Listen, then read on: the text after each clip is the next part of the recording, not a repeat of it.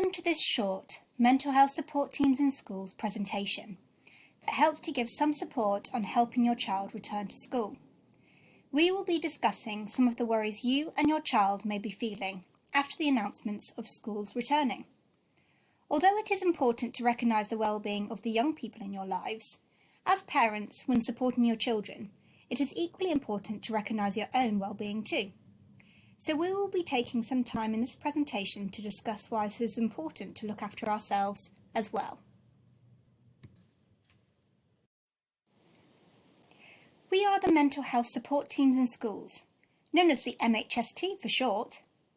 We work in a number of schools across Dorset to tackle the challenges children and young people experience by helping them to feel more resilient using cognitive behavioural therapy-informed techniques.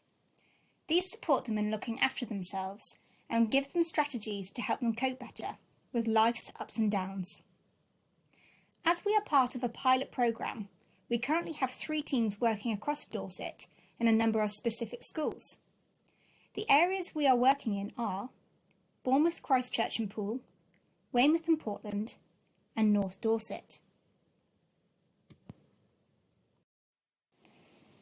Feeling nervous or anxious is very normal, especially during these uncertain times. The phrase, same sea, different boat, is very important to recognise. Everybody has had different experiences. Some may have loved lockdown and find it really hard to go back to school. Some may have felt really isolated and struggled and can't wait to go back to school. All of these emotions and feelings are okay, but we should recognise all are valid. Because the future is still quite unknown, we might be fearful of this and going back to school. Even though we all want an end to this, we have been inside so long, and the talk of easing restrictions can feel difficult or worrying, but that is normal because our homes have become our safe place, even more so during this time. It is important to recognise this and keep it in mind. Emotions are how individuals deal with matters or situations they find personally significant. Feelings arise from an emotional experience. So right now, all of us feel a bit like being on a roller coaster. Some days have been good, others may not have been so good. Everyone has been impacted in one way or another over the last year. It is okay to feel lots of different emotions, and in fact, this is normal at this difficult time. We can't expect every day to feel positive. This is the same for children and young people. Their emotions may be changing all the time, and in fact, it is very likely that theirs fluctuate, even more than adults, with the ups and downs of their roller coaster happening more quickly throughout the day. As a parent, it can feel quite hard to keep up. It is also important to be mindful that just because someone says they are okay, they may be struggling. Anxiety is sometimes masked, and people say they are fine when really they may be feeling shattered, unsure of what they are doing, worried about the future, feeling sad about loss of future plans, feeling out of control about our normal lives and that they might have been taken away, isolated, missing friends and family, wondering about when this will ever end. It is important to talk about how we are feeling with the people we trust and to ask your children how they are feeling. This can help normalise some of these different feelings and helps people to not feel alone in how they feel and gets people talking about how they feel, which is very important. Children may have mixed emotions and feelings about going back to school.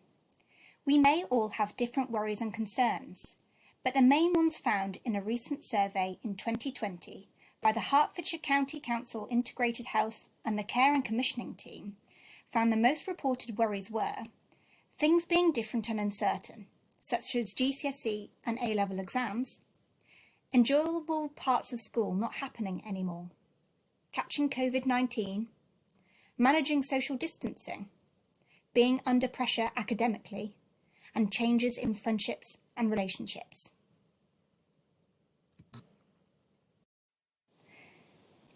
Now we have an awareness of some of the difficulties that young people will be facing right now.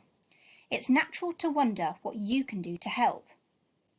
Over the next few minutes, we are going to tell you more about worry time, creating a positive vibes jar or journal, problem solving, the stress bucket, creating routines, the role of reassurance, and why it's important to be patient and respond accordingly to your child's behaviour at this time. We will also briefly discuss your mental health and why that matters too. Facing difficult situations can make us feel worried and uncertain. Worry is a natural part of life. It serves an important function. It can help us recognise danger and keep us safe. For example, if we wake up one morning and there is a tiger standing in our living room, we should probably be a bit worried about that. It's scary, it's unknown, and we don't know what to do. Our brain wants to protect our body and keep us safe, so it will do everything it can to help us run away and get out of there, quick! For some young people, when they think about school, they can feel the same way as they would if they were faced with a tiger in their living room. Their bodies tense up, their eyes widen, their breathing gets quicker and more difficult to manage. Going to school or getting on the bus shouldn't make us react in the same way as if there was a tiger in our living room. There isn't the same level of danger there. Our bodies and brains are very clever, but sometimes our brain can't tell the difference between a real danger, like that tiger in the living room, or imagined danger, for example, going to school. This is why helping young people with their worries is so important.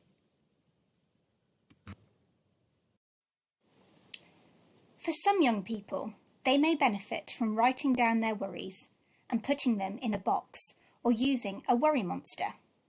You can then look at them together and talk about them at a suitable time, for example, on a weekend afternoon or before dinner one day. Some young people may benefit from having a scheduled time each day in which you let them worry and think as much as they like about those worries. Then, when that scheduled time is up, they need to move on and do something else. We would suggest doing this earlier in the day or afternoon, not just before bedtime, where you are more likely to start rethinking about it and then start over-worrying.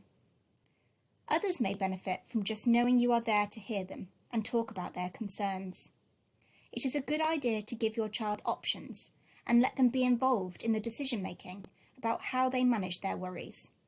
We all like doing things that we have chosen to do, and this also means they are more likely to stick with it in the future too.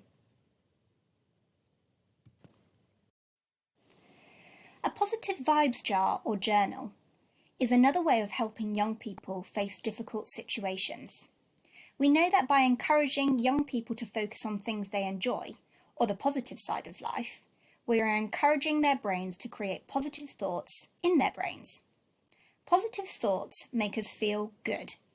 Again, just like seeing a tiger in our living room can make us feel scared, seeing a big birthday cake and all our friends in our living room can make us feel happy and excited.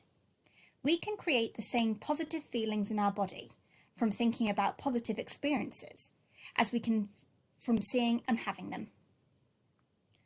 One way to help your child develop this skill is to spend time exploring what it is they have enjoyed about lockdown and what they are looking forward to.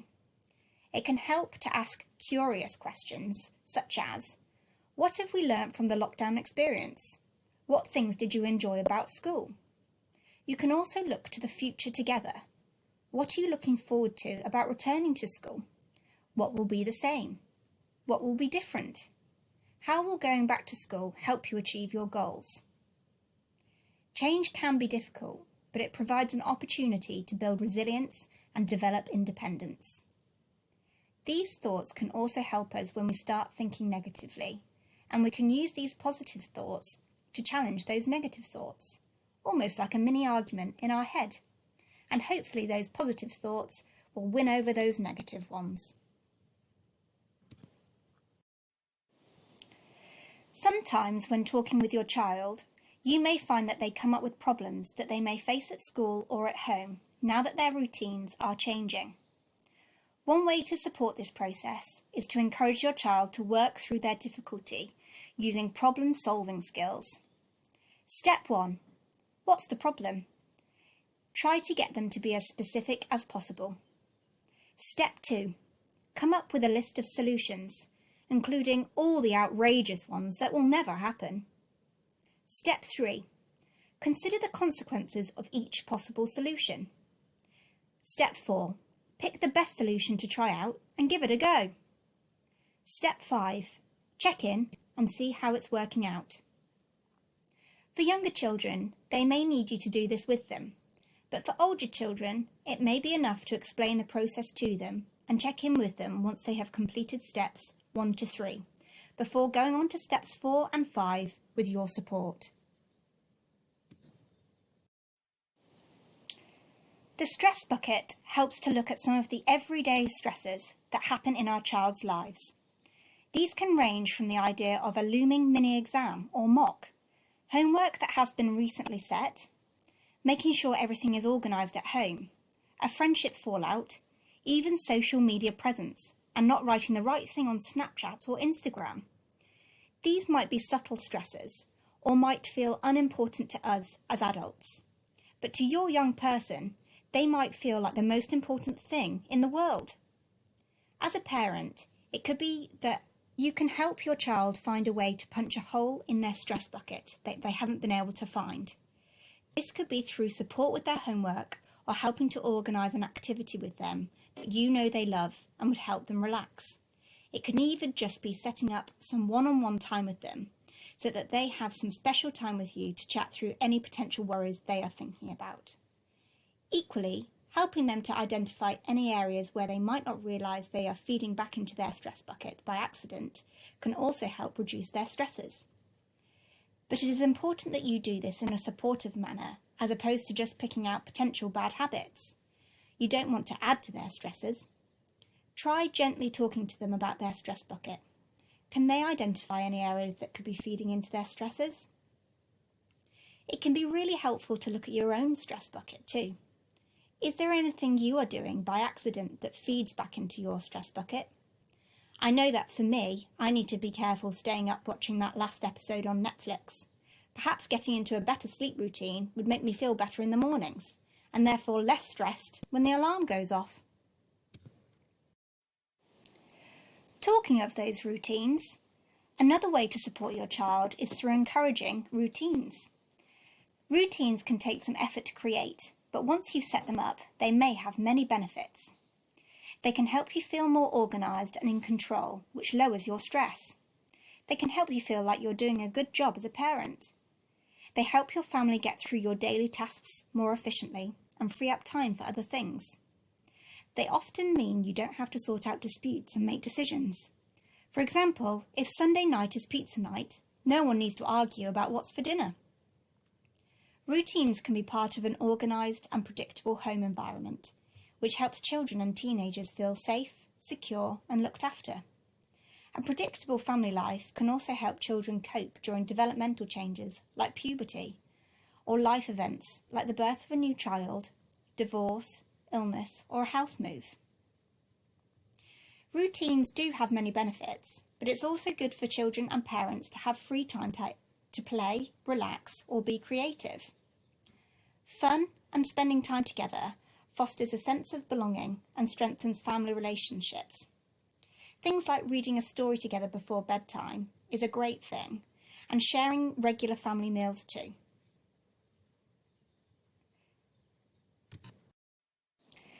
Reassurance is something we all need from time to time. Being told everything is okay and that we are doing a good job makes us feel valued, appreciated and supported. It's an important part of healthy parent-child relationships. However, if it is used too much, children can struggle when they don't have you around to support them. Over the last year, children haven't had as many opportunities to be apart from their parents as they usually would, and so they haven't had opportunities to develop their own self-reassurance skills. As a parent, your job is finding that balance between supporting your child and encouraging them to go off and do things independently. It's helpful to know you are there if they fall or struggle, but you ultimately want your child to be the one who picks themselves up and carries on, because these are important skills for when they become independent teenagers and then adults.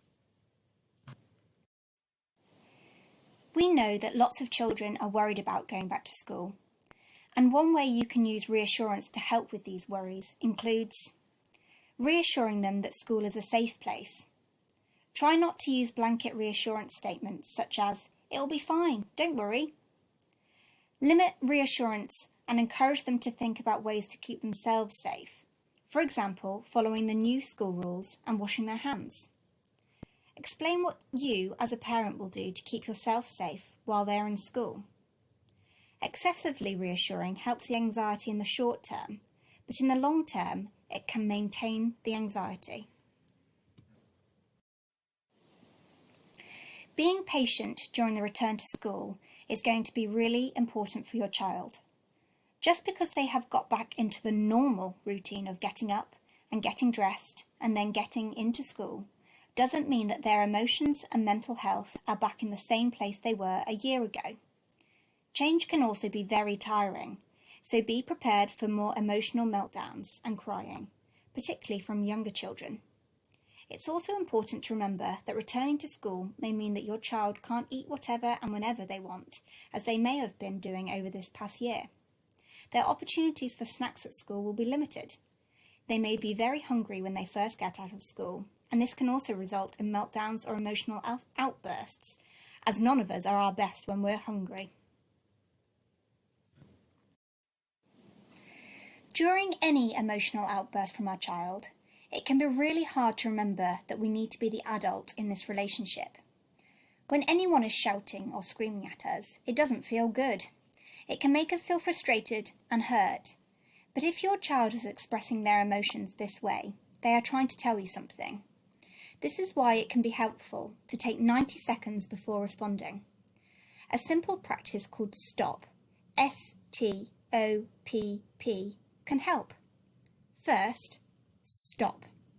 Then, take a breath. Observe yourself. What thoughts are going through your mind right now? Where is your focus of attention? What are you reacting to? What sensations do you notice in your body? Then, pull back. What's the bigger picture? What is another way of looking at this situation? What advice would I give a friend? How important is this?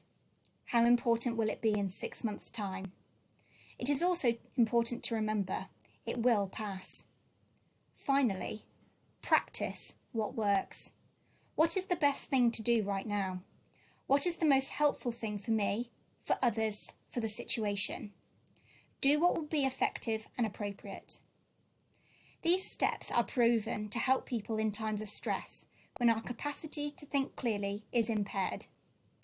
Taking 90 seconds is enough to help us to react accordingly to our children without escalating the situation further and making sure that we are really responding to their needs.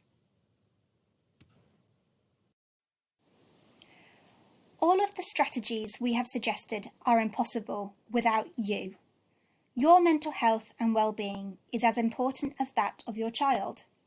It is really important to remember that we all have faced difficulties this year, and it can be helpful to use this picture to remember how we all cope with adversity. We all have a certain amount we can cope with. We all have a limit.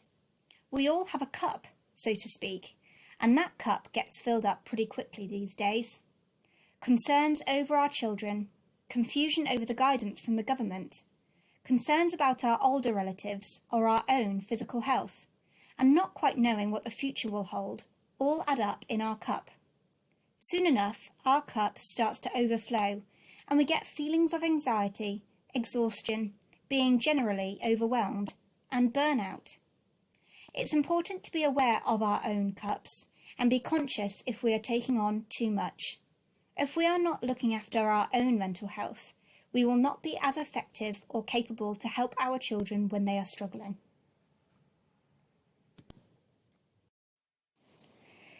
Some of the ways you can help your child are the same ways you can help yourself. Can you implement a routine into your life that provides you with structure, certainty and routine?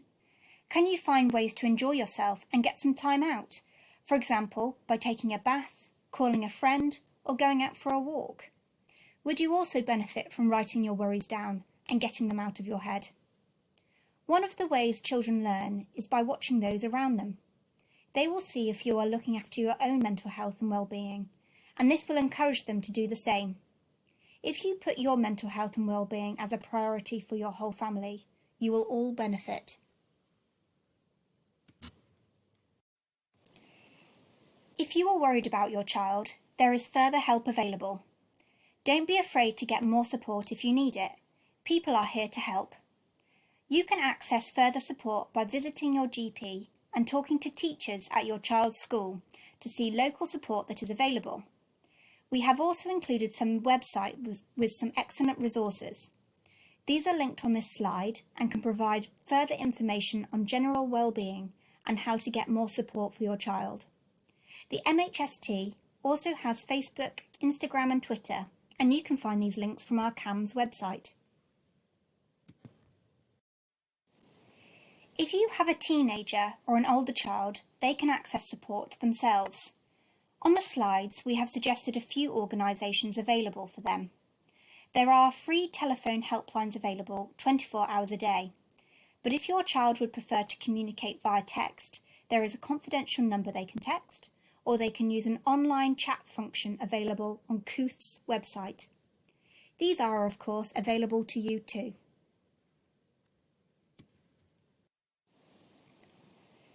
We hope this has been helpful, and we want you to know that you are doing a great job. This past year has certainly been a challenging one. Thank you for listening.